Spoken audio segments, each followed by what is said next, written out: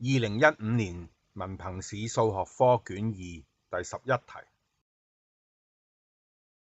嗱，呢一題我哋要計嘅咧就係括弧嘅 A 加 C 去比呢個括弧嘅 B 加 C， 計呢兩個嘅比例。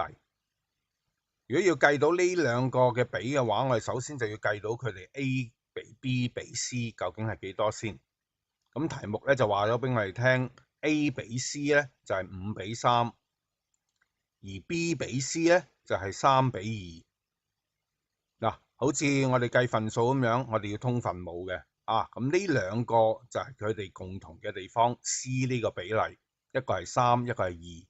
咁我哋要佢哋有相同嘅 C 嘅話咧，咁首先咧我哋將呢個5比3咧全項咧就乘上2，咁結果出嚟咧就會係10比6。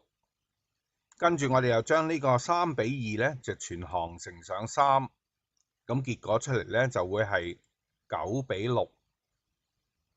好啦，而家我哋嘅 C 嘅比係一樣，大家都係6，咁我哋而家就可以將呢度寫成 A 比 B 比 C 咧，就寫成10比9比6啦。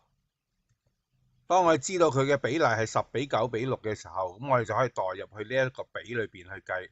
嗱，MCC 可以咁樣做嘅咋嚇。如果長題目咧，就唔好就咁樣代入去，否則嘅話會扣分。由於呢一題係選擇題，所以冇分扣嘅，咁所以我哋唔使擔心。咁我哋就會去直接去計嚇，咁就會係 A 加 C 咧就會係10加6啦，然後去比佢嘅 B 加 C 咧就會係9加6啦。咁10加6嘅就係16，而9加6咧就會係15。